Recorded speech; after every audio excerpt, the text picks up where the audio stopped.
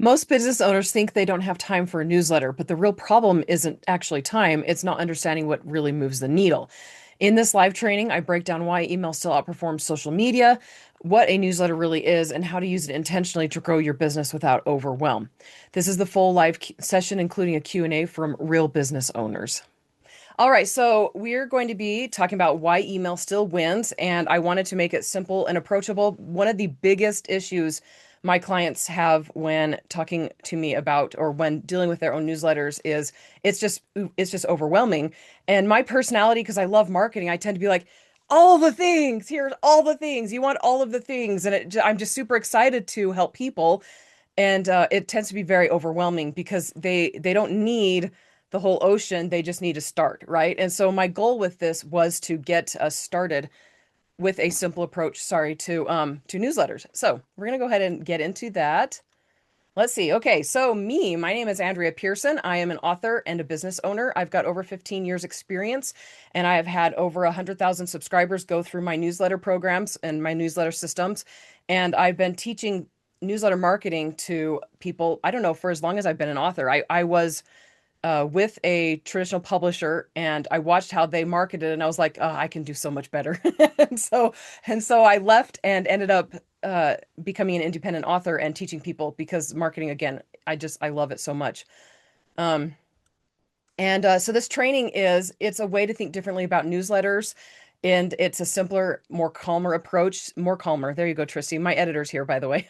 So simple and is better. We don't want to compare our newsletters to like Walmart or Amazon or any of the other mega corporations, because those are coming from businesses that everybody already knows already, and you are an individual, or a small business, and your newsletter is just not going to be the same, and you don't want it to be the same. It would actually be harmful if you tried to mirror what bigger companies are doing, even people in your genre or your industry.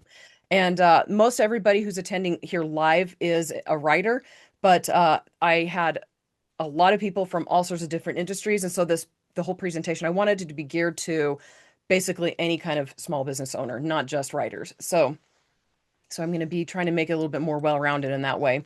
Okay, it's not going to be a tech tutorial. I don't want to teach you guys the actual technology of how to set up a newsletter list because that would be really boring. So, and it's not going to be a marketing hack session. I don't want to be, doing all the hype. And if you guys do this, you're going to bring in millions of dollars, because that's not how newsletters are. And that's kind of just not realistic. And it's also not a do everything system. So again, my goal is to make it simple and to go over the basics. And this whole presentation is not going to be really deep because I wanted to make it approachable for anybody from any industry. And that's why I had wanted to leave a lot of room for a Q&A at the end in case the content or the stuff that we go over today is not deep enough. But once we get into the actual material, or sorry, in the actual Q&A, that's where we're going to get into the deep stuff. Okay, so newsletters, there's always going to be a lot of resistance with newsletters. So I should be emailing more. I don't want to bother people. I don't know what to say. These are all resistance. These are all things that I hear all the time. Me, myself, that I should be emailing more. Definitely, I feel that one. I used to email weekly. I email about once a month now because of the massive burnout that happened in 2019. Um, if you've listened to my podcast, you'll have heard of that already. So I don't necessarily, though, worry about bothering people. And of course, I don't run out of things to say very often because I'm a very wordy person, but I do run out of things to say sometimes. And I don't worry about people being bothered because I've seen the benefits so many times of having a newsletter over and over. And so the years of experience and watching people um, come to know, like, and trust me, watching them explore and experience my books and the products that I sell, courses and things like that, it's been very, very affirming, like not a confidence booster, but basically it's a confirmation that they do want to hear from me. And so I know I'm not bothering them. So newsletters can be hard because people worry all the time. We worry all the time about being perfect. Like even me, who has been doing my emails and newsletter marketing for a long time, I want to make sure there are no typos in my emails, and I will read them over and over. And we tend to we tend to overthink the content in our emails a lot, and how often we should be sending them. And again, we compare ourselves to like big professionals in our industries and big corporations. Again, that's not the goal with a newsletter. The goal is to make it as simple as possible and to not overthink it, because when you overthink it, you tend to take personality out of things. I don't know if you guys have noticed that, but the more you read something, you're like, I don't know if I should say that. And a lot of the times, just going with your gut or your first instinct is going to be the better option. Okay, so a newsletter is not a campaign. And what do I mean by that? A campaign is uh, newsletter providers call all emails campaigns. So this is separate. This is a campaign, as in, I'm going to sell this car, and you start telling everybody about it. You've got a beginning to that promotion or that sell for that car. You've got the middle part, you've got the end part, and that's a campaign. So you've got a start, middle, and end. An email list, a newsletter list is not like that. A newsletter list is it's ongoing. It's like IV. It's life support. It's one drip at a time. It's not multiple drips at once. And a whole gush, whole gallon of water at once. The goal is to consistently be doing it so that when people, when they're ready to buy, they know who you are, they know where to buy, and what you sell. It's not social media, so it's going to be different from social media. The stuff you post on social media, you probably should not put in a newsletter, and vice versa. So social media tends to be very informal, but also more formal than a newsletter. And what do I mean by that? So social media, you can post about like your stretch marks. I saw somebody posting about their stretch marks, and you can post about what you ate for breakfast and pictures of your feet or whatever and all that. But in a newsletter, you're not going to do things like that. You're going to tie everything back to your business. But you're also, with a newsletter, you're going to share things that are deeply personal sometimes, or deeply insightful, special to you, that you don't feel comfortable putting on social media. And the reason you're going to do with your newsletters, because it ties back to your business in some way, and something that you learned that impacts your customers or your readers or whatever, your patients, whatever, whoever you are who's watching this. So you're going to share things that are more informal on your newsletter, but also more formal than what you would put on social media. And like I said, ongoing relationship maintenance. Okay, so the key idea here, and this is what makes most people nervous about having a newsletter list, is they're like, "Oh my goodness, I've got hundreds of people there, or I've got thousands of people there." And that's not the point of a newsletter list. The point of a newsletter list is you are sending one email that's going to land in that person's email inbox.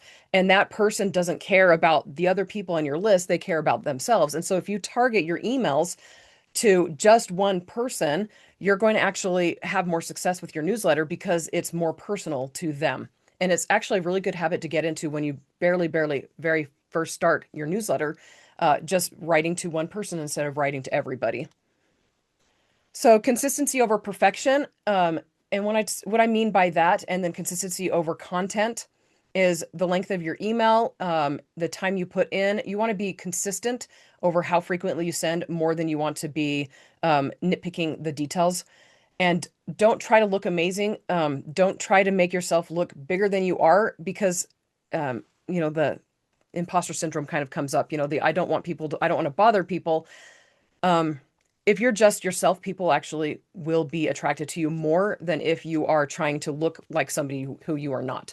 And so if you're kind of slightly sarcastic and cranky, putting that in your newsletter is actually a good idea. As there's, of course, caveats, so we can go over in the Q&A if you guys want to talk about humor and stuff like that. Somebody remind me in the Q&A. But putting your personality inside of your newsletter is the whole goal. It's not to make yourself look like the best marketer out there, or the most happy person out there, or the most optimistic, or the most extroverted. The goal is to be you, because people who like you are going to like the things that you sell, and they're going to like, especially if you're a service provider or service provider, that's what it is.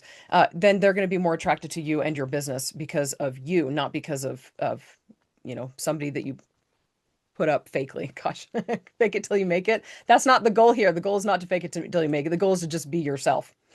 Okay, so I cannot do a slideshow or anything marketing without giving stats. And when I was talking to people about what I would be talking about, they're like, "Don't give numbers." I'm like, I have to give numbers. Numbers are fun. I love numbers. But businesses see an average ROI of $36 for every $1 spent on email marketing. Some are even higher than that, $42 to $45 for every $1, and others are even way, way higher than that, $70 for every $1. And that's only 18% of companies. And this is obviously going to depend on how much you have to sell and how much you're selling it for. So One person who's selling one pair of socks or one author who has one book is probably not going to get the $70 for every $1, but it depends. Oh gosh, there's so many caveats. You can actually do that with one book, and you can actually do that with one sock. So I can't tell you right ahead right now just that it's not going to happen. It's not as likely as somebody who has like 100 books or 100 socks to, to have that sort of an ROI. You send one email to 10,000 people selling one $3 item, and you're going to make some decent money off of that versus selling one email to um, one person and selling one $3 item. So newsletters are great at scale in that way. The bigger your newsletter, the more options you have for making money. Okay, so ownership. One of the best reasons for having a newsletter, and one reason why it works so much still, is because you do own it. And it is still one of the best ways to reach your customers. There's no algorithms. You don't have to fight Facebook. So when I was first talking to people about this event, I was putting the post up all over the place. And you know how Facebook will sometimes share insights or whatever with you? Like 6 people, depending on where I was posting it, were seeing what I was sharing. But when I emailed my newsletter lists, I had thousands of people seeing it. And that actually brought in more results than posting on Facebook. And Facebook has people who know me. My newsletter lists have people who know me, but I'm not fighting an algorithm. And so that's another, yeah, newsletters just rock. And you own it. Like I said, you control the list, you own it. And the algorithms aren't going to affect you in that way. Okay, so newsletter still works because trust compounds. So people get used to seeing you. Familiarity brings credibility, and you don't have to even be intentional about it. You don't even have to think about this. The whole goal is to be consistent, friendly, and on topic, and you will be doing this naturally as your email newsletter list progresses. And then also, the durability emails can be reread and read and reread, and they live longer than posts on social media. Facebook sometimes, I don't know if you guys have, yeah, I'm sure you've noticed this. Like somebody will randomly comment on something of yours that's like from 3 or 4 years ago. And that's just such a weird thing because then everybody starts commenting like, oh no, or yay, you had a baby. I'm like, he's 6 years old now, guys. Why are you congratulating me now? Um, but email's great because it's super easy for people to save something that they like and return to it. And I mean, it's once it's in their inbox, it stays there forever, right, until they delete it, right? Okay, so the reality though is, and this actually affects everybody regardless of where you're posting. If you're posting on social media, this is even worse because you don't control who actually saw what you posted about. It's such a random thing, and generally you have to pay to be seen, and there's pros and cons to that. But sales usually happen after repeated exposure. They used to say 7. It used to say you have to be touched, that's what they say, touched 7 times before somebody will be willing to buy. And then they started saying 10, but now recent studies from the last couple of years have shown that up to 20 times and more is how many times somebody needs to hear about you and your product before they will buy. And part of it could be that, it's just so common to hear where advertisements are all over the place. Like you scroll down YouTube, you scroll down your homepage, it doesn't, I mean, everywhere, like even Walmart. I go on Walmart's app and I'm seeing sponsored items every like 2 items. And sometimes it's like I can't even tell what's actually being sold. Well, I guess the sponsored items are actually being sold, but it's really frustrating. And so people are constantly being sold to, and they're constantly being exposed to things that they should buy. And so now it's taking longer. But the good thing about email is you send that email and those people are going to see it. It's not lost forever somewhere on some random, Facebook or Instagram post or something. Okay, so I wanted to talk about burnout because burnout is a major problem. I experienced it myself back in 2019. Really, really bad burnout. And okay, so burnout happens when you're trying to be someone else. So like if you are not a chatty or wordy person and you're trying to pull that off, if you are like extremely, extremely introverted and you're trying to pull off somebody extroverted, you're going to burn out really, really fast. And that's not sustainable. Same as if you're an extroverted, bubbly person and you're like, I'm too bubbly and I'm too happy. I need to tone it down. That's going to burn you out faster than pretty much anything else. Not seeing results you want. That's a big one. And that's one of the reasons why I burned out so bad in 2019. I launched a series that didn't do super well, and I put like a lot of money into that first book, and the series total still has not made back the money that I put into the first book. And so that's really, really frustrating. Overwhelmed, that was the other reason I burned out. Our baby was born with a lot of health problems, and he was born in 2019, and I just couldn't manage my publishing schedule, my the entire author career, my newsletter list, and a very, very sick baby at that time. And yeah, these things lead to burnout. These also do content fatigue. So when you don't have ideas on what to write about, we will talk about that later. Boundaries. So this might not happen when you're just starting out. This is basically when people are emailing you and you're constantly taking time out of your normal life to respond to those emails instead of setting boundaries like basically business hours. Um, so you need that boundary where one thing flows over into the other too much. It can lead to a lot of burnout. Metric obsessions. Now, what I mean by that is being obsessed about the numbers and then not seeing like when they're not high enough or when they're not good enough. We will talk about that later as well. I'm just going to say don't worry about them right now. Okay. So, how do you run a newsletter without burning out? Simplify. Seriously, simplify and find a consistent pattern. You're gonna see that I'll be talking about simplification and consistency a lot, and that's because the more consistent you are, the easier it is for you to replicate it. But it has to be something that you can actually continue to maintain, and I'll talk about that again in just a bit. Right here.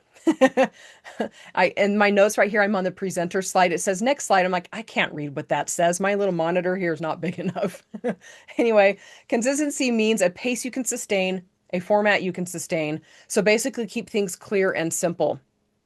And I want to do a future episode on what to do when your business basically falls apart, like during and after stress and emergency, and how to run your business during those times.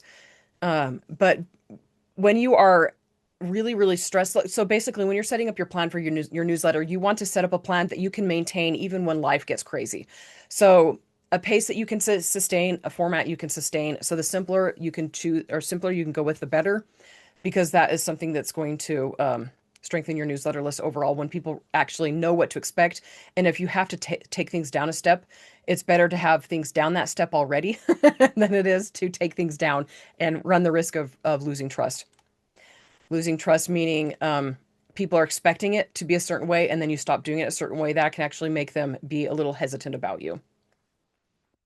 Okay, so monthly versus bi-monthly versus weekly. There is no right or wrong answer on this. It depends on what you can maintain. And I will say weekly is the best. You have the highest chance of having a healthy newsletter with emailing weekly.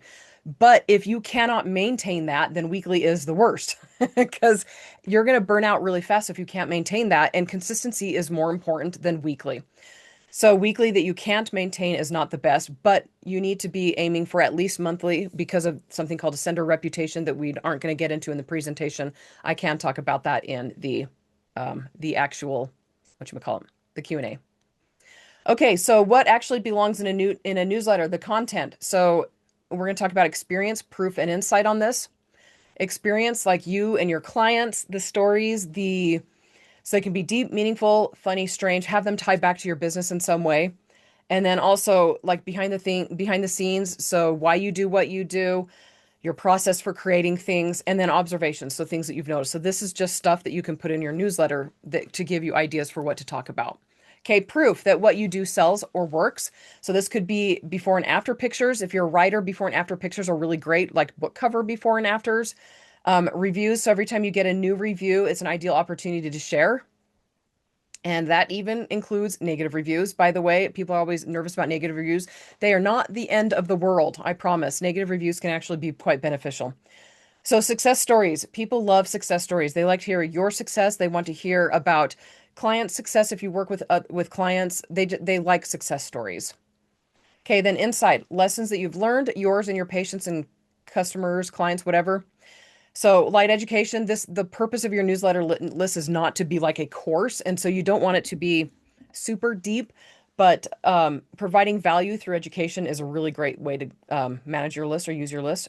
Okay, frequently asked questions. So commonly asked, rarely asked, and things you think they wonder. So I don't know, you can generally tell when you've been working with the same people for a while, like they say things to you in their emails to you. And you can kind of tell that they're hinting around the edges, and after a while, you'll start to notice patterns. Those are the kinds of things I'm talking about with you, the things you think they wonder, but they don't actually say anything about. Okay, what does not belong in a newsletter? It's not going to be a polished blog post. That would be seriously boring. You also don't want to copy and paste things over from social media because email is so much different. You're going to have to, if you do a post, use a post from social media, you'll need to edit it and fix it up, make it more applicable to your newsletter. Okay, constant selling. When I say you don't want to constant selling, it depends on how frequently you're emailing. If you're emailing once a week, then well, actually it doesn't really matter. How often you sell is going to be every 4 to 5 emails. And so if you're emailing once a month, it's going to be about once a quarter. If you're emailing weekly, you can get away with selling a selling email about once a month, sometimes a little less frequently than that. Err on the side of less frequently. If you ask too frequently, it actually breaks trust. Um, Anything unrelated to your business, everything has to tie back to your business in some way.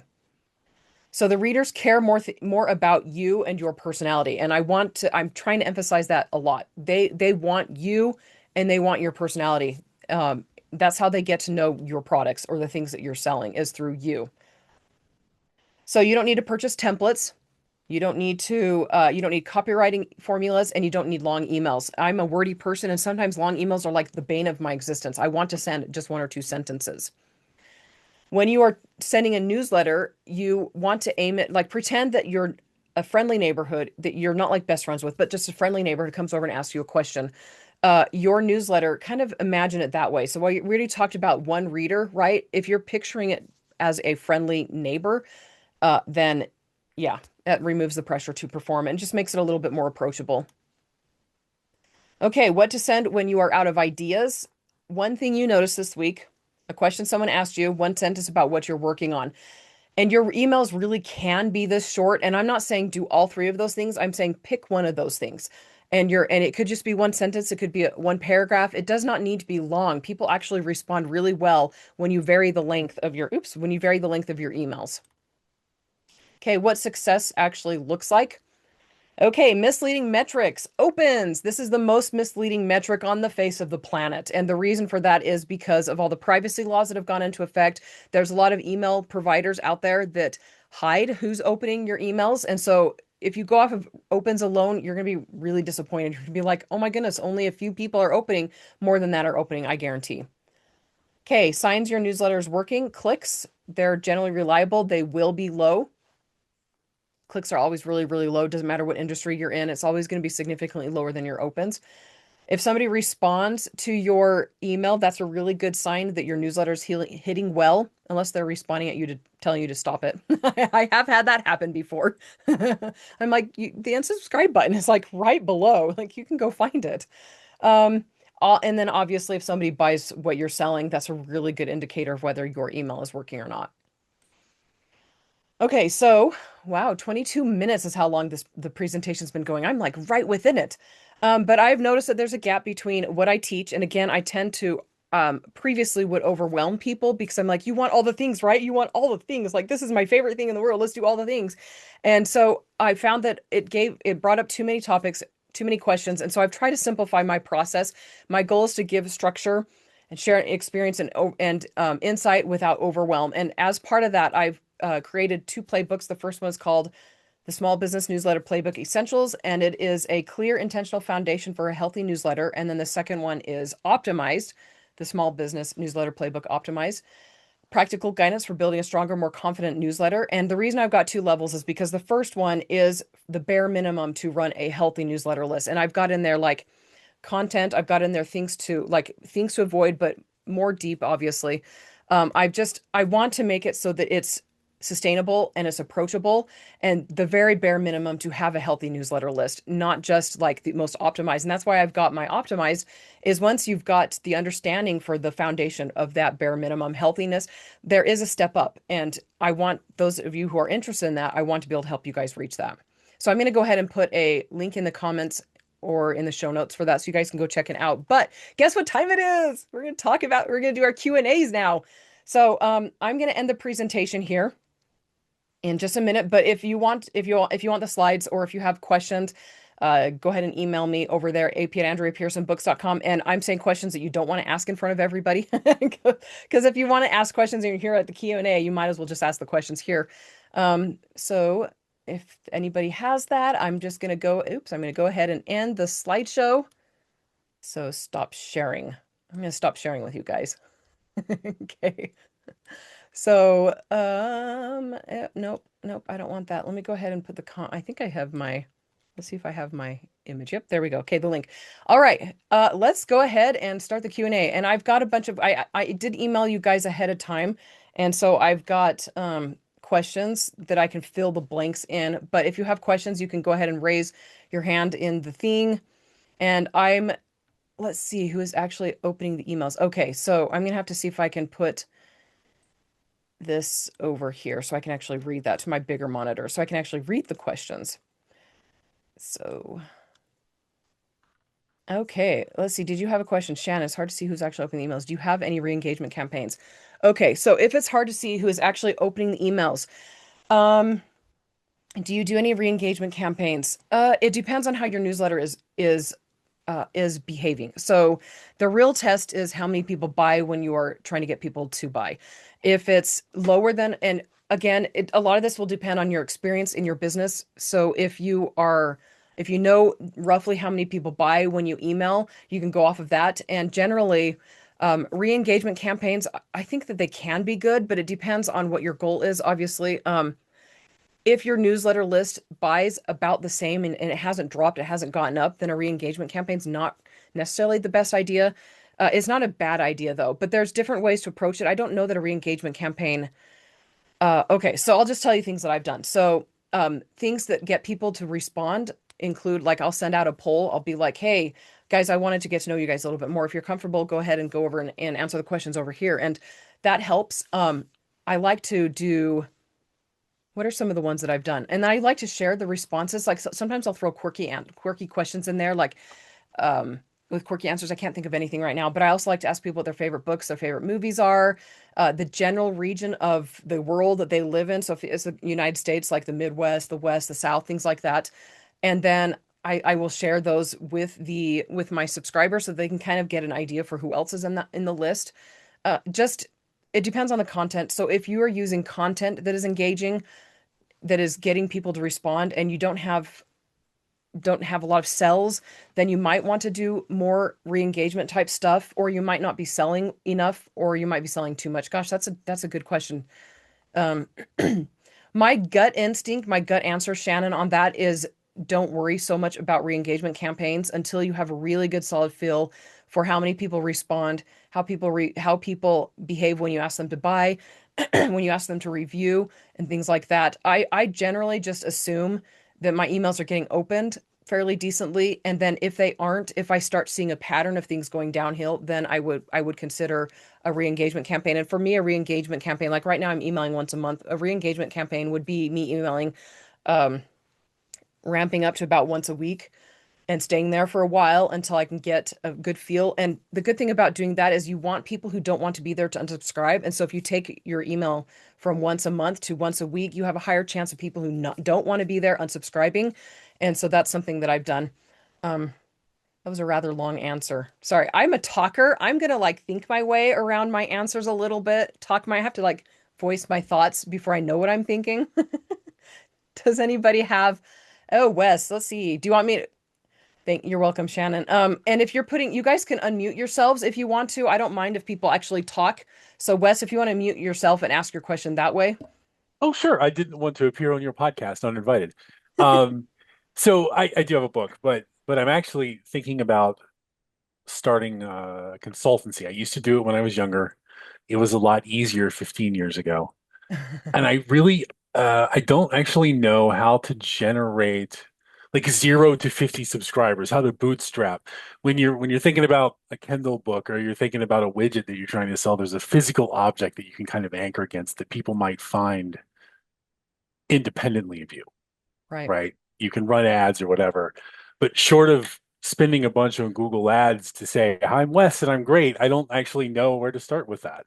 Right. Let's see. Oh goodness. Okay. Yeah. Hmm. Okay, opt-in incentives. That's my first thought. Okay. Do you know what an opt-in incentive is? I think so, but please go ahead. Okay, so an opt-in incentive in the marketing world, the not nice term for it is ethical bribe, which which we've been told to stop using that term. So basically, it's also called a lead magnet. It's something you offer for free in exchange for somebody signing up for your newsletter list. And the stronger your opt-in incentive is, the higher chance you have of somebody joining. And you can use them, like what I generally recommend is you post an offer to that for that thing all over the place. So like on Facebook and on X, on Instagram. And what you would say is, I've got this free thing to receive it, join my newsletter list. And you'll know, okay, gosh, yeah, that's a really good question because consulting is it's a tough thing right now, the consulting. And you're the one, you emailed me and you're like, I did. that's a conversation two topic, not a conversation one topic. I It was could like, be. It might be more fun with at a bar perhaps, but yeah, it's been tough because it's so easy now to fake credibility when it didn't used to be easy to fake credibility, if that makes right. sense. No, it does make sense. But okay, so again, it comes down to consistency. Like people who are not credible will eventually show that they're not credible. And so even if your newsletter list is really, really small for a long time, as you are consistent with it, people will see that you're credible. And but for a consultant, that's going to mean getting out and meeting people. That's going to mean showing up to networking events. That's going to mean joining groups where you're allowed to post. Where are you located, by the way? I'm in Virginia, Virginia. That doesn't help, very rural Virginia. right? So, It's got yeah, to be gorgeous out there, though. Um, it is so at times. So one of the things that people have noticed is that since COVID, there's not as much networking opportunities, and that's been a problem for. I mean, that's been a problem. It's a problem for me because I like going to networking events a lot. But yeah, with consulting, like you have to be able to be where people can see you. So, and for you, you're going to need to find out where people you want to consult are going to be hanging out. Are you going to be? Is that like a certain Facebook group? Is that going to be a bar where you can commiserate? I mean, and then being ready to talk about what your expertise is, but without it being a sales way. Like a consultant, the most important thing for a consultant to do is to show that they actually care about the person they're talking to, right? And and this is all stuff that basically. like like if you're like talking to somebody and you're only talking about yourself, they're not going to be super impressed. They're not going to actually want to work with you.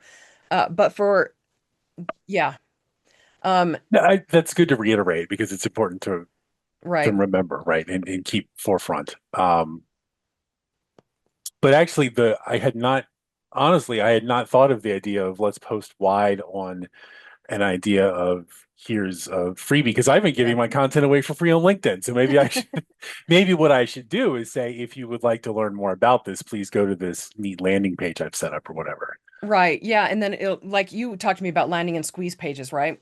Yeah. Yeah. So like with your freebie, your landing page is going to need to be a very, very simple, no other links on it, nothing else other than for them to click on the learn more that leads to the squeeze page, which will be where they hit the subscribe button. And that also needs to be a very simple page. But there's a line between free information on LinkedIn and like 10% free and join my newsletter. If you're too short on how much you're offering on LinkedIn or anywhere else, people are going to be like, okay, this is only to get people and to join my newsletter list. And so LinkedIn, I'm not as familiar with. I do know that this is a big deal there too. A lot of people just share all their content for free all the time. And if that's what they're used to, and again, it depends on the platform as well. So, like X, I will say X is horrible for getting people off of their platform. So, you post stuff on their platform and you're like, get my free thing, get my free thing. You're going to have way, way fewer links or clicks there to get off of that to join your newsletter than, say, Facebook. And so, I mean, you were saying in your email, it might be time to move away from LinkedIn, and that might be the case. I'm not sure though. But yeah, you want to mention everywhere in your bio on LinkedIn. Just basically everywhere you have a presence, your opt-in incentive and a welcome gift, and that needs to be something that's really tantalizing. It can't be just a little small freebie, because people get free things all the time. And I think Carolyn, you had the question about not just looking for a freebie and will remove themselves from your list soon after they get your book. People are so used to being offered free things now that they're more willing to hop, get the free thing, and jump. And so it's got to be something. There's got to be a reason for them to stay on your list, and the freebie itself needs to be big enough for them to want to actually give you their email address. Um, there's so much that goes into the whole how to get them to stay there. That's a totally different Don't, question. don't let me monopolize the entire meeting. Okay. Thank you very much. Those were great points. I will think about those for a long time, actually. Like, I'll think Yeah. about that for a few years. Carolyn, did you want to say something? Yeah, along with that, so how often should you change your lead magnet? Is that something, you just don't set it and forget it for years? You do it twice a year, once a year, give them a new book, or any I suggestions? just saw Tristy's comment. This is the part of the show where Andrea tells us to go to bars. Yep, it is. Okay, so Carolyn, I don't ever change my lead magnet. I add to my lead magnet. And so what Oh, I mean by that is like, so when I first started out with using an opt-in incentive, I call them welcome gifts. Um, I offered so I've got my best-selling series, Mosaic Chronicles. There's 10 books in it. The first book is called Discern, and it's been hands down my best-selling series, best-selling book. And in the book, when the chick meets the guy, he's an absolute jerk. And he's just like, people, my reader's like, okay, so what the heck, what's wrong with him? Why is he being such a jerk? And you don't find out in the book why. Like, she asks him for help, and he's like, stop bothering people you don't know. And he's just like really abrupt with her. And I noticed that people are like, I want to know why. I want to know why. I'm like, you'll find out throughout the series. But I was like, I could actually write that little part into a short story that tells why he's so abrupt and why he's such a jerk. And so I did that. That little short story has had over 100,000 downloads, and it's only available for my list. I have never taken that down. I will always keep that one up because that is the number one thing that drives people to my newsletter list from that series. But I've got a lot of other fantasy series. And so what I do is every single series I write, every single first book in that series, I want to have something that's really strong and really well related to that first book, and I put them all into a box set, and then I offer that box set for free. And so as I'm continually writing, I'm continually, gosh, English hard, adding to the box set. And as people are on my newsletter list, I always tell them in my welcome email when I'm doing this more actively. I haven't done this in a little while because I haven't written in fantasy for a while. I tell them my newsletter list, I send out free stories. I do it frequently. Back in the day, I was doing a free story once a month, sometimes once a quarter. And because I'm constantly writing stories to boost up like to kind of explore new characters or download bonuses, if you guys know what download bonuses are. So if you want to get somebody to buy a book, I offer download bonuses. I'll write new stories just for the people who buy that book. And so I add those as well. So as people are in my newsletter list, I will give them a free story that I will then add to my welcome gift, my opt-in incentive. And so everybody on the newsletter list knows that they will eventually get that free thing, or they'll get it immediately, and then I just add it to my box set. Does that make sense? sort of. Complicated. Yeah, okay. Yeah, I'm just, yeah. See, my Yeah. goal is not to overwhelm, and look, I'm Yeah, that overwhelmed. was overwhelming. Yeah. Okay. To start out with, yeah, right now I have uh, one lead magnet in both genres I write, one in historical, one in uh, contemporary. To start out slow, so I'm not overwhelmed, what would be the next step that I would do? As soon as I get a new series, I write something for it. Because right now I've only got, one series in each, because I'm just barely starting self-publishing. Oh, that's Can't do a fine. thing with my Traditional public. books. Yeah, Um, the publishers okay. on those, I can't even touch them. So Do you have if okay, with the published books, they're not a lost cause. Do you own any of the rights to your characters or your universe or anything like that? I have no idea. I haven't even bothered to try. I'm just Okay. discouraged that, it's through. Because that's actually that could be quite a good tool because if they find your self-published stuff, they're going to naturally find your traditionally published stuff unless it's under a completely different pen name and you don't want them to ever know about it. No, it's same name. So Okay, yeah. so then in that case, I would write short stories or even little novellas, novelettes for pretty much everything that you've got published, traditional or independent, and give it to your newsletter list for free. Um, Hmm. because then if they find you through one of your traditionally published books, you're rewarding them, and you can put on all of your main pages, like your Facebook page, things like that. If here are the free things that I offer, or just say I offer this one thing, and it's got all of these different stories in it that relate back to all to these different books. And then that way you're going to start capturing the traffic that comes from your traditionally published books because you don't have any control over that, but you can still capture that traffic, if that Hmm. makes sense. And so, Yeah. and then moving forward, you're going to want at least one story for every series, and it needs to relate to the first book. It can't be something that's like about book five, because then a lot of people may not make it to book five. You want it to be Mhm. something in book one that catches their attention so that you can promote it as well as book one. Okay. Okay, that helps. Okay. Okay, Thanks. good. You're welcome. Let's see. Let me go back to these questions in here. Angelina, I'll repeat my question from the email. As an author in the making who's banking a whole series before self-publishing, when should I start building my list? Before the first book publication, after, and if before, where do I find subscribers? Okay, let's see. Hold on a second. Let me see if what I've got going on in here. Okay, so I just wanted to do that. I'm going to be talking. I just moved the view to gallery view just so that I can be looking at everybody again instead of just one person. Okay, so where do you begin? When do you start? And I know Dawn had the same question because she's just starting as well. So, okay, as an author in the making who's banking a whole series before self-publishing, when should I start building my list? Before the first book publication, after, and if before, where do I find subscribers? Okay, it's going to be, I always recommend before your first book publishes. And the reason for that is because the more people you have on your newsletter list before your first book gets published, the bigger your launch will be. And the goal, you want to have as many reviews as possible. And so if you have a newsletter list, getting reviews is a lot easier. Okay, so when should I start building my list? I would recommend building it now, especially, I mean, it takes a while to build a newsletter list, especially in the beginning when you don't have any books written. And what I would recommend you do is what I was basically just telling Carolyn, except you're going to do it before.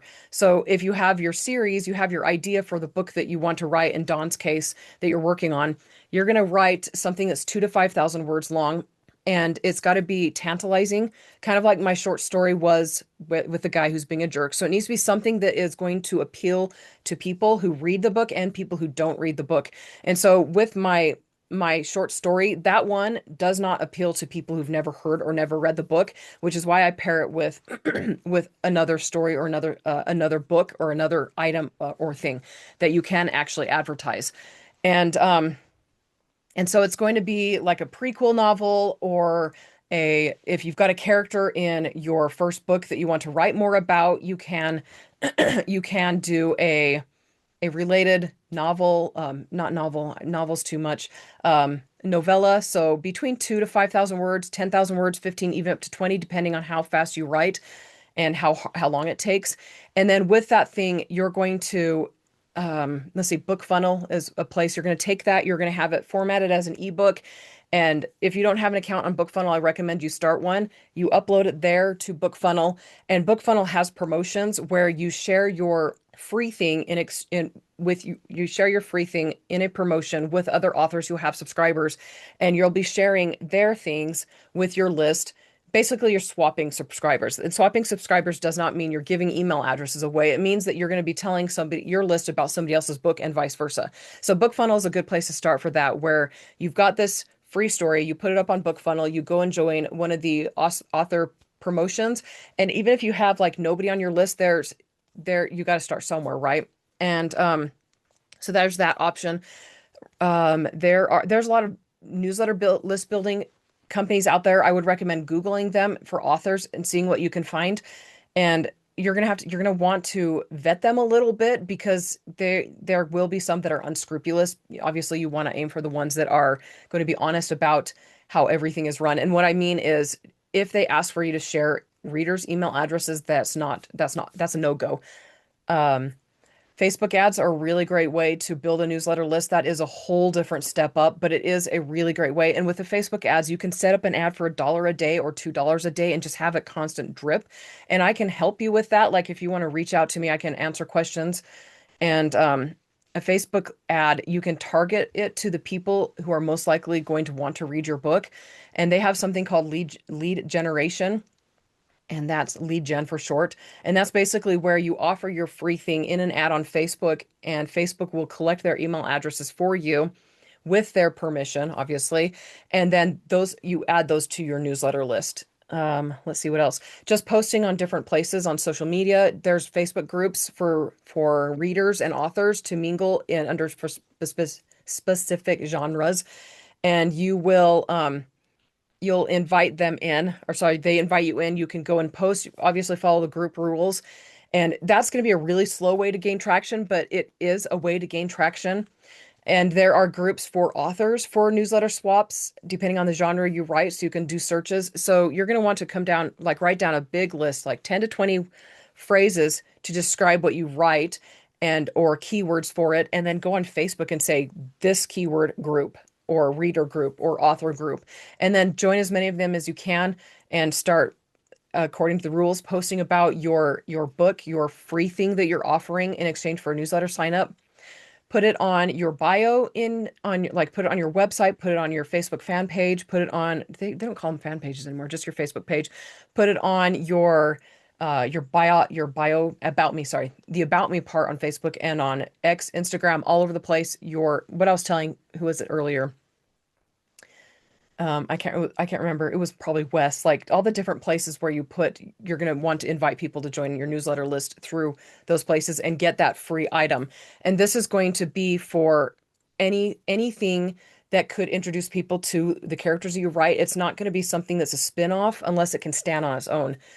And you would do this before you finish your main book. And the I would recommend you do it right now. Have it be your top priority because it can be sitting in the background and gaining you subscribers very, very slowly. It's going to be a trickle in the beginning and gaining subscribers slowly while you're working on your main content so that you have a newsletter list. I mean, my goal for my clients when I'm working with them is between 1 and 2,000 subscribers. And I always tell them they need to have at least 50 to 100 reviews on launch day. And you can do that with a healthy newsletter list. Before the first book publication, after, and if before, where do I find subscribers? I hope that's helpful, Angelina. Okay. Anyone have any other questions that you can unmute yourself, raise your hand. I can answer the questions that were sent to me over email. My nose is itching like crazy. It's really annoying. I'm going to get a drink.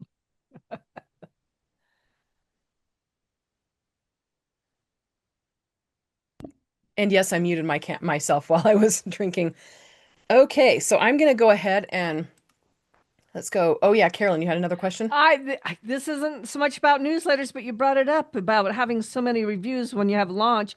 How do you get so many reviews? I mean, I sign up for ARC readers and, a small percentage of them end up leaving the review. Any suggestions of how to get more reviews Um, for how your good are launch? how good are you at nagging?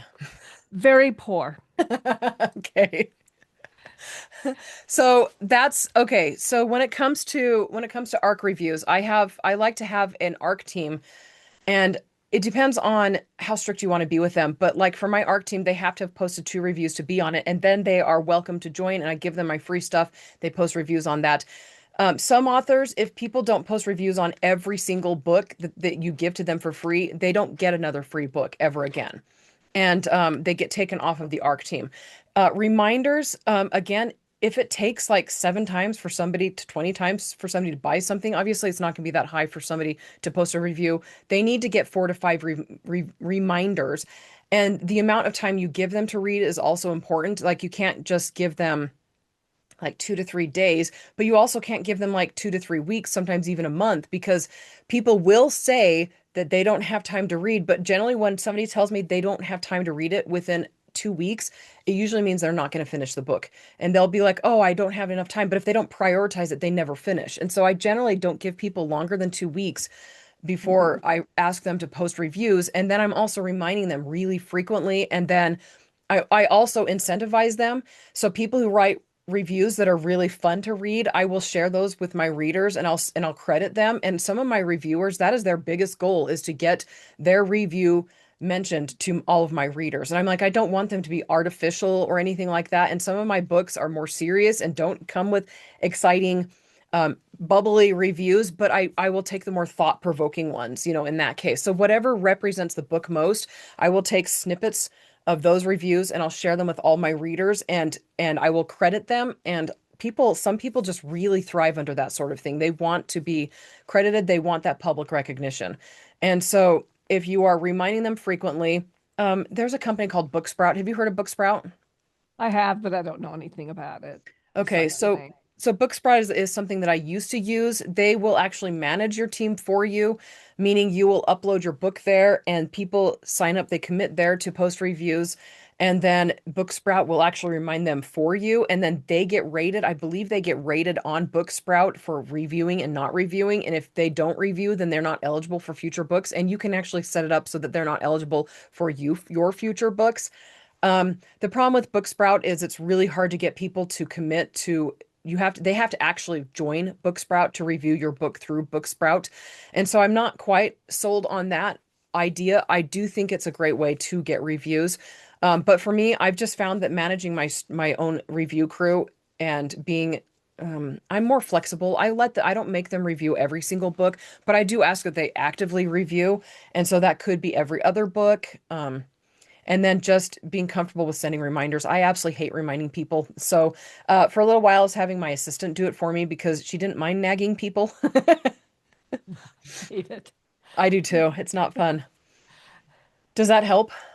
Yeah. I just need to be a bigger nag. That's all. Yeah. And it also depends on how many people you're asking. So, if the goal is 50 to 100 reviews, you need to have, in my experience, only 20 to 50% of people will actually post reviews of those who commit to doing it. And so if you need 50 to 100 reviews on launch day, you're going to need to like have 250 people who have a free copy of the book, and then you'll Mm. have a higher chance of getting like 50 reviews. And any suggestions how to get more ARC readers? Your main newsletter list. And I always offer there, like I say I require people to post reviews on two books, and I don't know that I would do that. It depends on your how many books you have and how big your newsletter list is. So my newsletter list it's only 6,000 people right now, but when I was actively emailing a few years ago and actively using my newsletter list more than I am now, I had 250 people on my review crew. And let's see. Whenever I would post and invite people, like I actually wanted it to stay at 250. I didn't want it to go bigger than that because I would post and people would be really excited to join the team, and making them what's the word?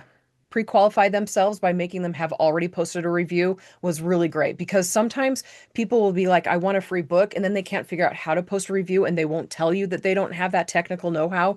So you can teach them, but sometimes it's just too much. They'll never get over that. And so if they show me that they can actually post a review before I allow them to join my street team. I call it my street team, my review crew and street team. It's just RCAS is what I call it, but it's not really a street team. I don't treat it like a street team, but my review crew, um, pre-qualifying themselves, then I have a higher chance of getting more reviews from them than I do from somebody who's never posted a review before. Okay. Man, my nose is driving me nuts. Okay, so Angelina, let's see. So right now I'm still working on rewriting and self-editing, so I have ways to go. I don't want to jump right in, given that I don't see myself publishing for probably another year. How long in advance would you say I should start building? That's not a double downer. It's totally fine, Angelina. Um, I would start building now, especially if you don't have something to sell, because it's a lot easier to build a newsletter list after you've got a book published than it is before. But before, I mean, it could take a year for you to get up to 1,000. It could take you a year to get even to 200 subscribers. It just depends on your how you handle it, your time. So the more time you put in, if you've got a budget for it, like Facebook ads are going to be probably the easiest way, because you can just kind of set it and forget it a little bit.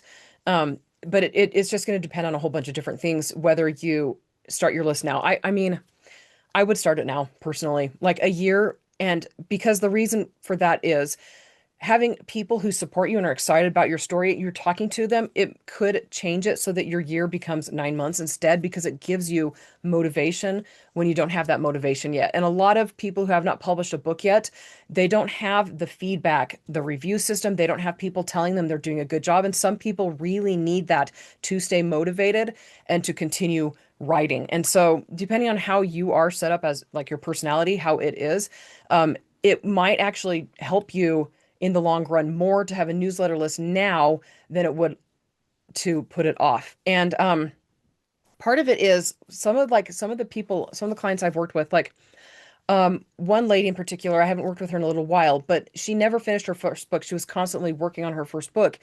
And like if you don't have something to light a fire under you, your timeline will extend, possibly, potentially. And most people experience that. And then also, what is that? Is it like Pareto's principle or whatever? The the time length, the time frame you give it, the project you have to complete within that time frame will expand to meet the time frame. And so even if you could have done it in 2 weeks, it will expand to fill the 4 weeks that you gave it. And so having something, an outside accountability, having something to help cheer you on, to get enthusiastic, can actually help in the long run. Um, Goodness, I hope that helps. You can tell me if that helped or not. Do I have a video on how to do effective Facebook ads? I do not. And the reason for that is there's so many videos out there. So many videos out there already. Um, let's see, Facebook ads. Who do I recommend? There's this guy named Ben. What is his last name? Let me see if I can find who he is. Oh, as I start my music. Nope. Did I start my music? I did start my music. Can you guys hear that? That was me opening up. Not, not What? really. No, Oh, not really. good. Thank you. Because I open up Chrome and then all of my YouTube tabs open up. And of course, I'm going to, let's see, Ben Facebook ads. There we go. Ben Heath. That's his last name.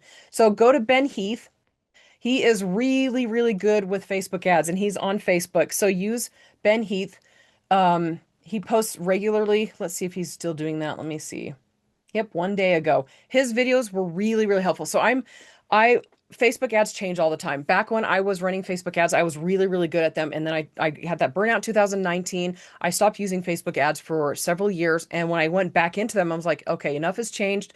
And even if it hadn't changed, I was rusty. And so he got me back into Facebook ads where they're not, now I know what I'm doing again with them. But I recommend his page. Um, his account for Facebook ads. And of course, they're not going to be directed to authors themselves, but they'll still be helpful. There's not a lot of content out there for authors themselves because authors aren't marketers. Like Ben Heath, he's a marketer. He owns a marketing company. That's his whole goal. He takes on clients. He's sold millions and millions of dollars worth of product through his advertising firm. And so authors generally don't put as much time into Facebook ads because it's a very small subset. So if I put a video out there, I'd probably only get like 50 views total on it. It's not a very, very big audience. And so I usually recommend people go to Ben Heath's page. I recommend you can just check on YouTube and do a search for videos on how to do Facebook ads for even authors, and then look for something that's been published within the last last 6 months to a year. And you can do that through their search function, the published date and all that. And so then that should help you find videos that are relevant and more recent. Story origin, where you set up your campaigns on the site and you can do group promos and author swaps because it means I have a due date for my monthly newsletter. I love that. I haven't used story origin yet. Good to know. I should actually look into it. Can I spell Ben's last name? Yes, because it's right here. Ben Heath, Heath. Yes, there we. Oh, she already spelled it for me. Ah, I need to scroll down a little bit when I'm looking at the chat. Okay, so Ben Heath on YouTube. Sorry, I said Facebook, didn't I? I meant to say YouTube. Ben Heath on YouTube. There we go. Okay, let me find my questions. So, okay, Dawn, content. You were asking about content. Let's see. What to put in your newsletter list, right? That's what you were asking about. Dawn, did you want to ask your question? Did you want to unmute yourself and ask your question, or did you want me to just read it? Um, you've covered a lot of it. It was like, what do you put in it? And you've kind of touched on like as far as capturing people, what to do to offer them. But like I was thinking day in and day out, and you did throughout it. I thought you did a really good job of sharing who I am and what I'm up to, and that I feel really self-conscious about that. but you shared, I mean, it was answered inside of your presentation. Okay. Yeah, I feel like you really answered it. Yeah, it was like, oh my gosh, you know what I mean? Share me with them. And I'm like, oh wow. And it's interesting you saying that because I think it'll take some real thought, like how do you package yourself authentically, I it's just interesting because like I worked at a university for years and I wrote research. Um, you know, I wrote research and there's nothing of me in that. I mean, there might be a little bit of self in that, but Right. so that's interesting to think about. Be you, be authentic, be real in these emails, and that it wouldn't be off-putting, I think is hard to wrap my Hard head to, around. right? Hard But to would that imagine. be interesting? How would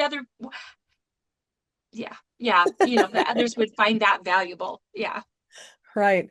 Right. No, I get that. I understand. And so like my personality is like I didn't know that people could not like me. I was like everybody likes me. So I erred on the side of overconfidence just because like I'm generally able to get people to like me when I first meet them. The only person I have not been able to get to like me when I first met them is my husband. And I'm Wow. married to him now. So Yeah, a challenge. No. no, it wasn't a challenge. I was like, oh, this guy's an arrogant jerk. Okay, I don't have anything to do with Oh, you. Anyway, so like I went the opposite direction and I had to learn that not everybody is gonna love me, right? And so and I tended to share a little too much about myself in the beginning. So for you, like I mean, like hobbies and interests and relate them back to your book. Everything needs to relate back to your book, but anything that is that you find interesting, talk about, and anything that like you do and that you want to do, like dreams that you have. One of my favorite things to do, like I write fiction, right? I will pick articles and my fiction, like Tristy will know, I like creepy stuff, okay? And so I like I there's like an island off the coast of Japan that has you if you've seen the pictures you'll recognize it, but it's like it was World War II and it's deserted, fully deserted now. And I saw that and I was like, this is like the coolest place on the face of the planet. So of course I had to feature it in a book. And so then naturally I had to tell my newsletter list about it. I'm like, hey guys, have you seen this place? This is awesome. I'm going to be putting it in my upcoming book. I can't wait till you guys see what they do while they're there, you know? And so just, I mean, things like that, you tie it back to your business or your books in some way. Does that help?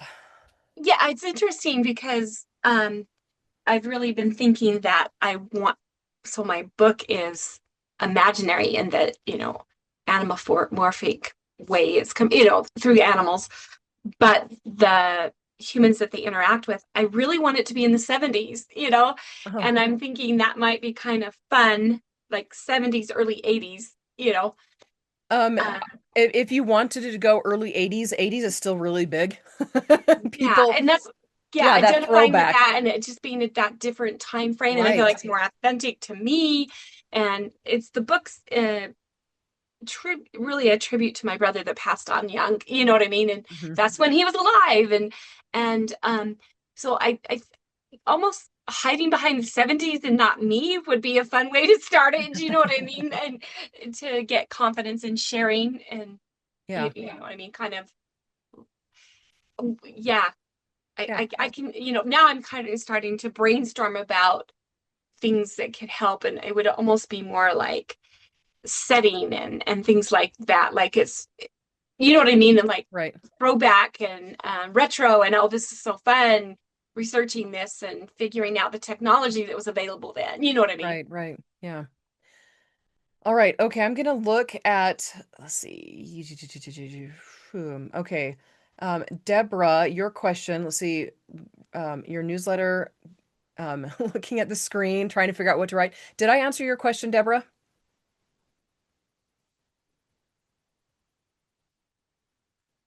You're muted still.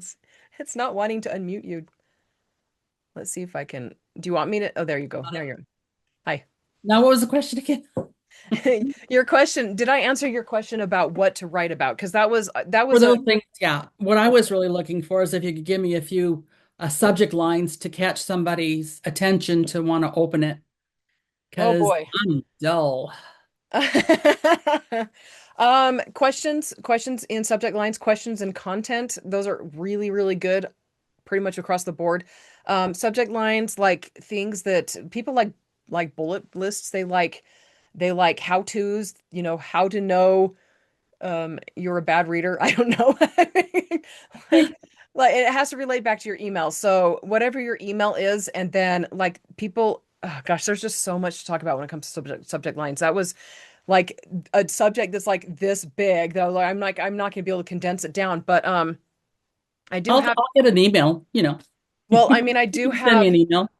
I do have a book called Killer Subject Lines that I'm giving for free to people who sign up for my newsletter list that's for this show.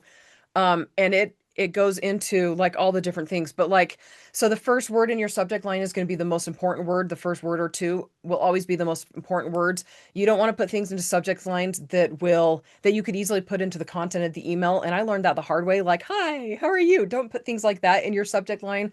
Um, Intrigue, avoid humor. Um, let's see. Like I was saying, bullet points. So like if you can put a bullet point list inside of your newsletter, referencing that in the subject line's good. Again, like I said, questions are really good. Um, gosh, man, I'm trying to think. Well, Uh, I'll read the little book, your book about okay. it. Yeah, because it's got lots of stuff, and I also give examples of ones that worked really well for me, and then in like Mailchimp studies. Mailchimp is the biggest newsletter provider out there, and they've got studies on which subject lines in their own little ecosphere, which ones have performed poorly and which ones have performed well. And I've got all of those referenced in the book as well. And there's a lot of words that you're like, I was like, oh my gosh, that's horrible. Like fundraiser. Never put the word fundraiser in your subject line. People will not open your email. Because people are like, nah, they're just asking for money. I don't want to know. Anyway, so yeah, that little booklet has a ton of different stuff, like ones that have, like I said, ones that have worked really, really well for me, ones that have not worked well. And um that A one, link would be good. sorry, what's that? A link would be good. Yeah, I was just going to find my link right here. I'm like, let's see how to find that right here. So this link right here, I'll go ahead and put that in the chat thingy majigger, whatever it's called. Okay, this is the link to the, look at that. Grab your copy of Killer Subject Lines. Because I'm a killer. I'm not, I'm just kidding. Okay, so let's see. Okay. Okay, so Um, let's see. Does anybody else have any other questions? Because I think I've gotten through all of the ones that were sent to me. Oh, do you ever call your subscriber list? Do I recall them like on the phone? Oh, cuts them out. Oh, cut Ones them. who have never opened your Um, emails or clicked on it no. or anything? No? Nope, nope. In the past, I used to, but that was back before all the privacy laws. So there's a lot of privacy laws that prevent email providers like Google, Gmail, whatever, from telling newsletter providers like MailChimp, MailerLite. Those laws prevent email providers from telling newsletter providers that somebody's opening because they view it as a privacy breach. There's a lot of, and where those laws, so like that applies mostly to Apple users. But then so when it comes to like Android and stuff like that, there's a lot of different programs. Like it depends on where people like Outlook, where people read their email. Outlook, I know like a lot of my patients, I don't have patients. A lot of my readers would read my emails from Outlook, and Outlook offered like this preview option where they could preview and then they could click it to open it up all the way. I don't know if that's still the case, but they would read the whole email in this preview thing and never fully open the email. And so my newsletter providers like nope, they didn't open. And so my thing now, and I used to aggressively clean my lists because I was like, I don't want to have dead weight. Now I don't, because you don't know first off who's opening and who's not opening. And second off, you don't know if they're gonna be, if they like re-engagement, like it's a high possibility you can actually re-engage them so that they're actually getting involved in your emails again and actually buying from you again. Um, and so like a re-engagement campaign, who was that asked that? That was Shannon, right? I don't remember. Who asked the re-engagement question? Yeah, it was me. Okay. So in this case, like when people truly aren't emailing, truly aren't opening, re-engagement campaigns, like you never know. Are they busy? Are they stressed? Do they just not see your emails anymore?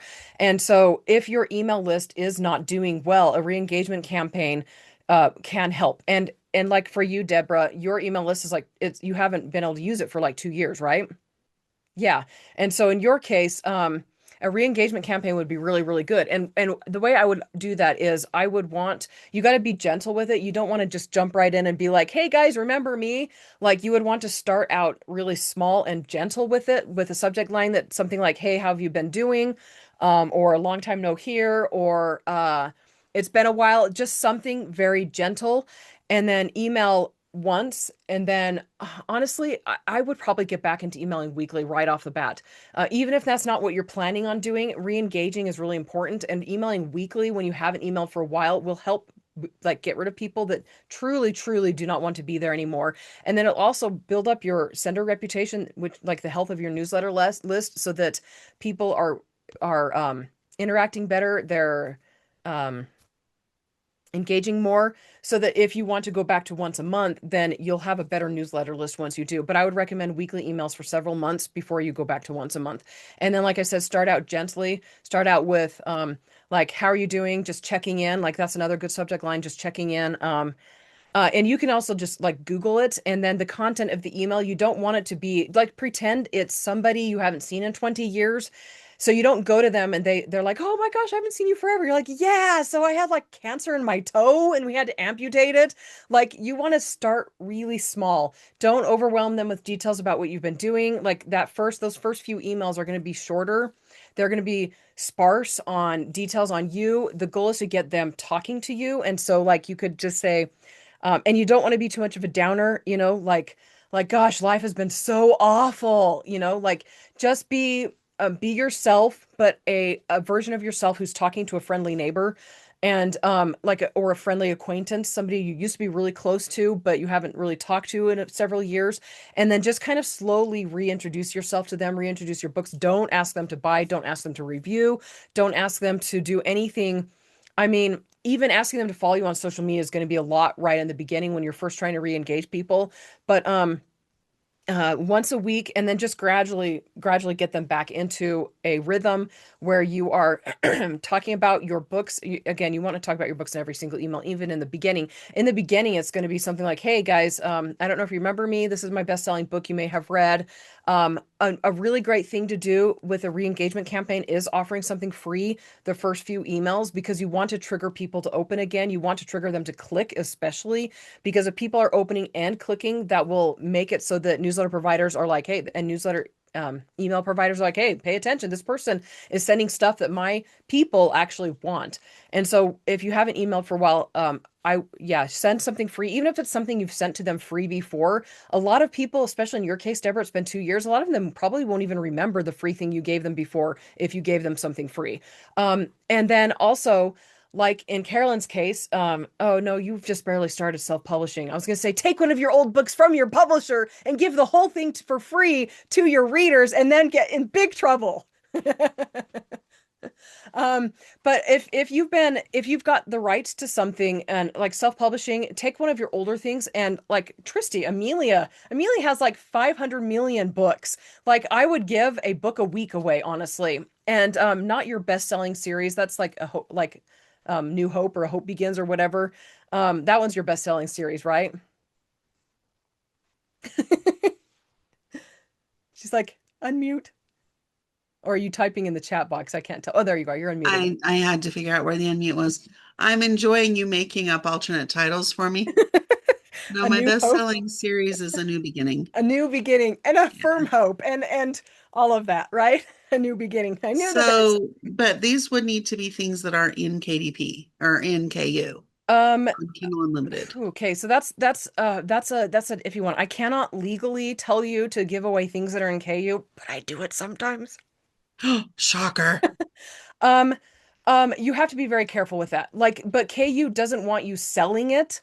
And so like you're not selling it to your newsletter list. And there's going to be books like you've got like 500,000 books under At least. Amelia. Oh, for sure. For sure, 500,000. Take your Yes. series that don't sell as well, take them out of KU temporarily and just give them one a week, one book a week for a few weeks. And then you can put them back in KU again when you're done. Good point. Good point. Um, Is it sweaty where everyone else is? It's really, really warm here. Let's see. Anybody else have any other questions? I hope that helped. Gosh, this is I like my do favorite target. Okay, Wes has a question. I'm like, actually, I'm if having fun here. but I don't want to take over. So let's say theoretically, for no reason at all, that you had a book that was edited and ready to go, and the cover was ready, and you had everything ready to click the button. How long would you hold to build a newsletter, knowing that theoretically you're incredibly anxious to click the mouse to ship it? Oh, to publish it? Yeah, Okay, so I'm gonna be a dream killer. that's fine. Okay. Um, Especially now, things are way, way, way more competitive now. Publishing a book right now and no reviews, no newsletter list, it will probably get two sells, like your mom and your friendly neighbor might buy it, but then it will just sit there and it will languish and it'll be very sad. And there's things that you can do to get it to sell, like putting ads to it, but until you get reviews, most people will not download. There's so much competition right now. And so the way you make yourself competitive is by getting a book that's professionally presented. And that includes a bunch of reviews that you can get through your newsletter list. That also includes like your cover, book cover, and your editing. I'm a graphic designer, and my book covers that I put on my books 10 years ago that won me awards are no longer good enough. Things are very competitive now, very, very, very competitive now. And so if your book cover does not match what people, almost exactly what people expect from what they normally read. So like I'm just going to give an example. Like if it's a spaceship, like a space opera, sci-fi space opera book. If you go to Amazon and you see that all of the space opera books look a certain way, if your book does not look that way too and pull it off credibly and professionally, people will not buy. It is very hard. The description needs to be, it needs to match what people who read those kinds of books are looking for. And the content of the book, edited, the editing needs to be, it needs to be very professionally edited. And most authors or and writers in the beginning, they feel like they have a solid product, but then once they publish it and they get their first one-star review or nothing happens for a while, even with a lot of reviews, then they recognize, okay, so it's really discouraging and it's really depressing to know that it could have been better, and like the way to do it better is to unpublish it and start over from scratch basically. And so I generally recommend people have the book be as professional as possible before publishing. So really good book cover, really good editing, really good description, the right price point, and people lined up to review, so that once it gets published it actually shows, I mean, it actually looks like something people will want to read. And that's going to be in a lot of the in the reviews in a lot of ways. With people, okay, when you're very first starting out, 50 to 100 reviews is what I usually tell people to aim for. But when you've been doing it for a while, your book needs to have 200. I mean, it needs to have a lot of reviews. And the more reviews you have, the more, um, what's the word, tantalizing it is for people, the more social proof there is. So you guys know what BookBub is, right? So generally with BookBub, in order to get a BookBub promotion, I usually recommend people have like 500 reviews. And I don't know. Yeah, the more reviews you have, the better. So publishing a book and knowing it's only going to get 5 to 10 reviews in the first few months is it's just going to be very demoralizing, and it's really hard to come back from that. Um, and I know you said that you don't necessarily have a lot of plans to write more books, right? I think I have two more in me. We'll see. Um, at least I have the skeleton for two more. Yes. Okay. Um, yeah, goodness. Okay, for in your case, I don't know. Like if you only want to write, okay, Tristy. Hi, Tristy. Wes, I need to tell you something. Mhm. You do not only have two more books in you, because what's going to happen is, as you're writing the second book, you're going to start getting ideas for book 18, 21, 32, 97, and your brain is just going to catch fire, and you will never be able to write all the books that you think you're going to. And then you're going to die with 89 books still in your head. Am I right, everybody who writes books? Yep, pretty It much. never ends because once you turn that faucet on, it just comes and comes and comes. So I just wanted to let you know, just know you're not gonna just be a three total book. I do not know anyone who has ever said, I'm just gonna write a couple of books and then be done. No, no, no, because you are priming the pump. So this is your life now. Welcome to it. You shall now be obsessed with books. There you I sincerely appreciate that, and I hope you're correct. go. One of the ways that I'm protecting my psyche in this entire thing is by limiting what I think I will achieve, right? And so, No, no, no, no, well, no, I'm no. I'm really good at other things. I'm really fine. I'm finding good at other things. Um, however, obviously, I have to say this. I think the book's pretty good. It's been professionally edited. Good, It's a professional cover by people who do covers good, as good, their full-time work. good. But in the process, I didn't do any type of following building, newsletters or anything like that, because it's not that's not me. I'm not good at that. And so that's why I'm here, obviously. But it doesn't hurt me. It doesn't hurt my feelings to delay shipping it. Right. What I don't know is this feels like a catch-22, right? Where I you can't like semi ship it. I can't give it to a couple of people who don't read my genre because that'll ruin the also reads, right? The Yeah. algorithm doesn't Yep. feed correctly, right? Right. And so if it's like I can run Facebook ads, it's been a while, but I'm sure I could figure it out, or I can find someone who will do it because I also have a full-time job and it gets really tough to do that sort of thing.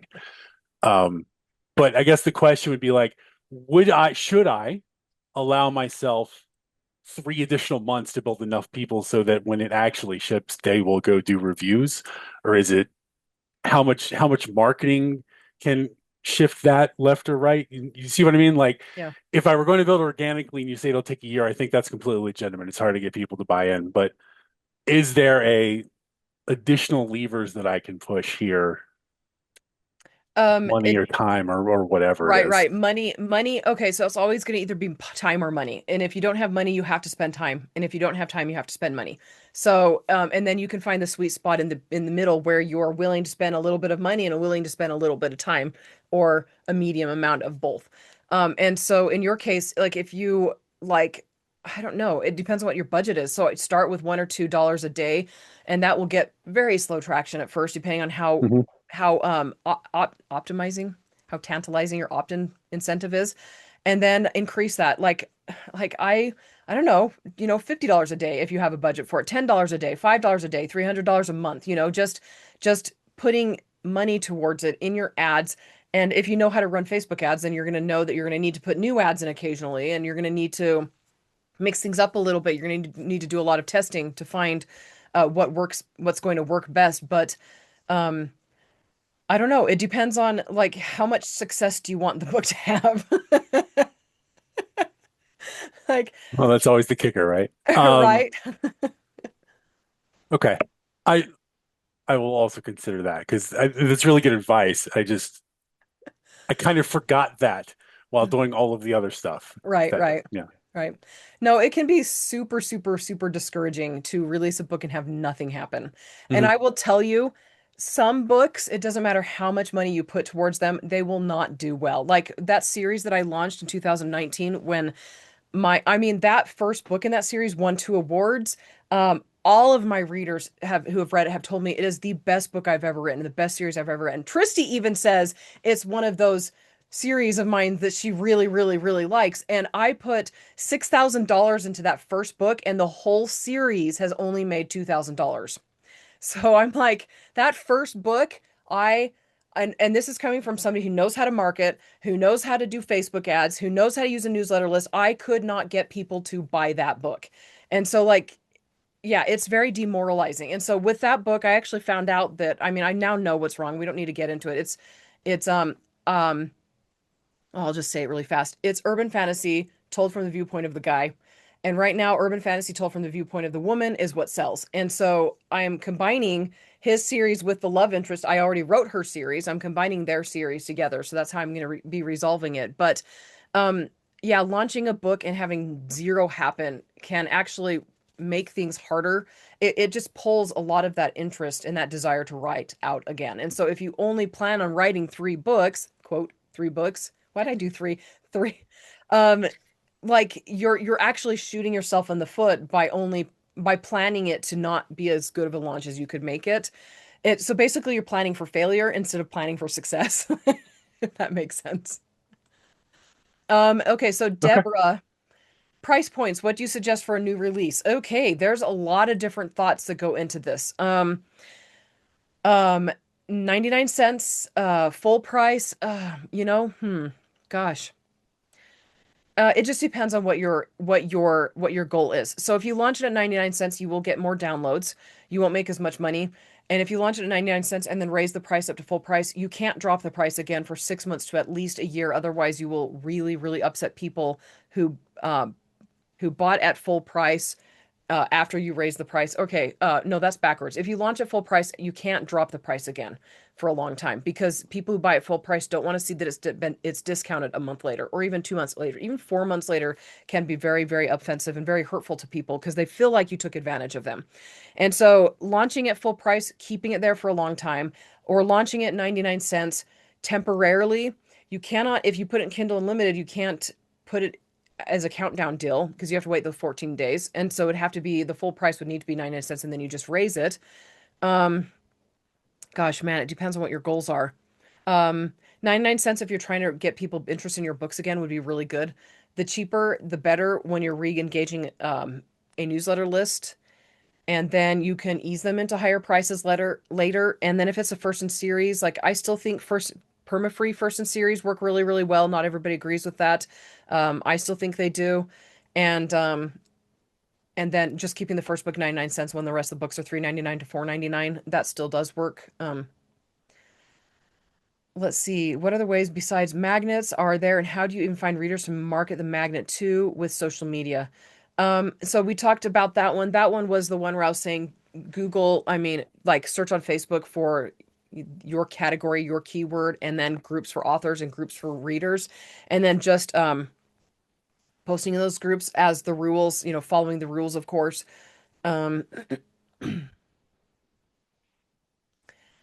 Um, so and my dad, that doesn't apply to books as much as it does to other products. So, for books, like pricing too low is, as an independent author, it doesn't apply as much as it does to like a television or something like that. So my dad was saying marketing studies suggest that if your product is priced too low, people discount the quality in their minds. This question, price for new authors, is very critical. So when you're a new author, most people aren't going to be willing to take a risk on a book that is priced high and doesn't have a lot of reviews. Or, I mean, if it's got like 250 reviews or 500 reviews, you can price it, between the normal prices for a book. So, 3.99, 4.99, 5.99, you'll be fine. But the fewer books you have published and the fewer reviews you have, the lower your price will need to to convince people to want to buy.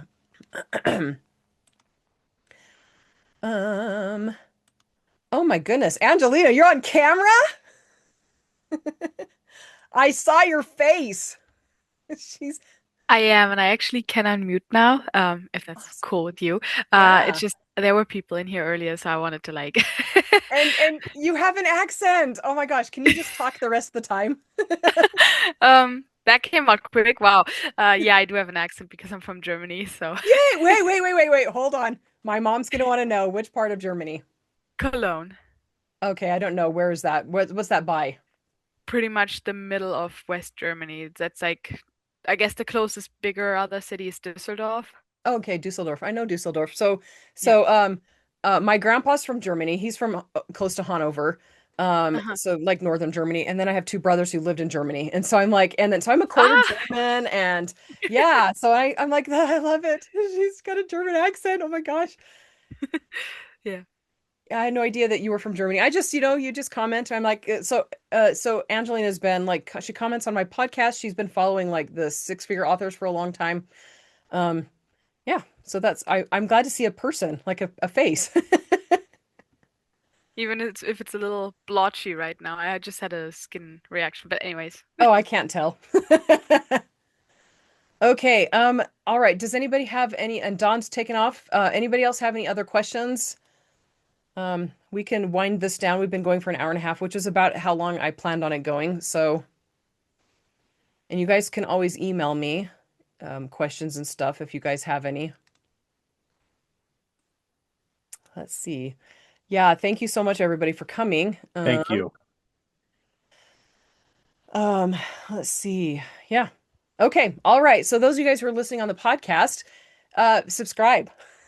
I'm just gonna go ahead and end it. I'm tired. Are you guys tired? We're ready to be done. Okay. All right. We will talk to you all later. Bye.